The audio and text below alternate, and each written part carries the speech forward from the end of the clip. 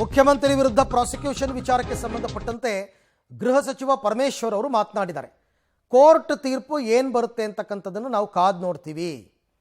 ಆಮೇಲೆ ಅಗತ್ಯ ಬಿದ್ದರೆ ಮುಂದಿನ ಕಾನೂನು ಹೋರಾಟ ಏನು ಅದನ್ನು ಮಾಡ್ತೀವಿ. ಮುಖ್ಯಮಂತ್ರಿಗಳು ಮತ್ತು ನಮ್ಮ ಕಾನೂನು ಘಟಕ ಇದೆ, ಎಲ್ಲ ಕೂತ್ಕೊಂಡು ತೀರ್ಪು ತಗೋತಾರೆ. ಒಂದು ವೇಳೆ ಏನಾದರೂ ರಾಜ್ಯಪಾಲರ ಆದೇಶಕ್ಕೆ ಸ್ಟೇ ಕೊಟ್ಬಿಟ್ರೆ ಮುಗದೇ ಹೋಯ್ತು ಪ್ರಕರಣ. ಇಲ್ಲ ತನಿಖೆ ಆಗಲಿ CM ವಿರುದ್ಧ ಅಂತ ಕೋರ್ಟ್ ಹೇಳಿಬಿಟ್ರೆ ಇವರು ನೆಕ್ಸ್ಟ್ ಸುಪ್ರೀಂ ಕೋರ್ಟ್ಗೆ ಹೋಗಬೇಕಾಗತ್ತೆ. ಅದನ್ನೇ ಕಾನೂನು ಹೋರಾಟ ಅಂತ ಅಂದಿದ್ದು. ಇವತ್ತು ಪ್ರಾಸಿಕ್ಯೂಷನ್ ಇದೆ ಸರ್, ಇವತ್ತು ಕೋರ್ಟಲ್ಲಿ ವಿಚಾರಣೆ ಕೂಡ ನಡೆಯುತ್ತೆ. ಏನು ತೀರ್ಮಾನ ಬರುತ್ತೆ ಕಾದು ನೋಡೋಣ. ನಾನು ಈಗ ಯಾವುದನ್ನು ಸ್ಪೆಕ್ಯುಲೇಟ್ ಮಾಡೋಕ್ಕೆ ಹೋಗೋದಿಲ್ಲ.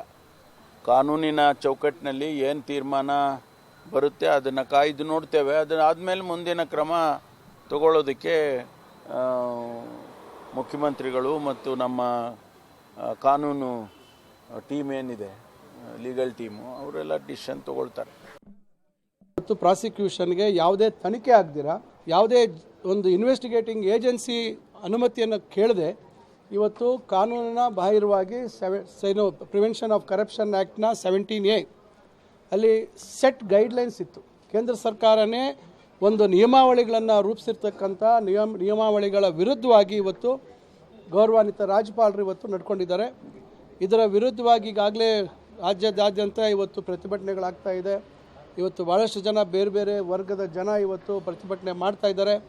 ಮತ್ತು ಈಗಾಗಲೇ ಕಾಂಗ್ರೆಸ್ ಪಕ್ಷ ಕೂಡ ಇವತ್ತು ಎಲ್ಲ ಜಿಲ್ಲಾ ತಾಲೂಕು ಮಟ್ಟದಲ್ಲಿ ಇವತ್ತು ಪ್ರತಿಭಟನೆಗಳನ್ನು ನಾವು ಮಾಡಿದ್ದೀವಿ.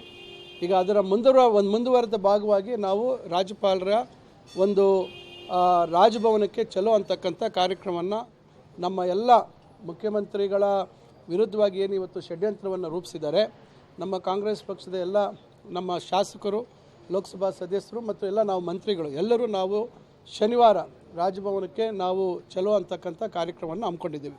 ಖಂಡಿತ ಈಗ ಆ ಮಟ್ಟಕ್ಕೆ ಇವತ್ತು ಪರಿಸ್ಥಿತಿ ಇನ್ನೂ ತಲುಪಿಲ್ಲ.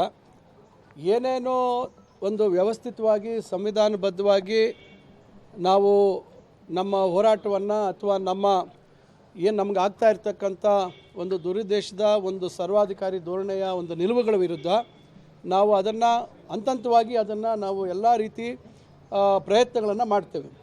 ಆ ರೀತಿಯಾಗಿ ಸಂವಿಧಾನದ ವಿರೋಧವಾದಂಥ ನಡವಳಿಕೆಗಳೇನಾಗ್ತಾ ಇದೆ ಅದನ್ನು ಅವರು ಮುಂದುವರಿಸಿದ ಪಕ್ಷದಲ್ಲಿ ಖಂಡಿತ ನಾವು ರಾಜ್ಯಪಾಲರನ್ನು ಹಿಂಪಡಿಬೇಕು ಅಂತಕ್ಕಂಥ ನಿಟ್ಟಿನಲ್ಲೂ ಕೂಡ ಮುಂದಿನ ದಿನದಲ್ಲಿ ಪಕ್ಷ ಏನು ತೀರ್ಮಾನ ಮಾಡ್ತದೆ ಆ ನಿಟ್ಟಿನಲ್ಲಿ ನಾವು ಹೋರಾಟಗಳನ್ನು ಮಾಡ್ತೇವೆ.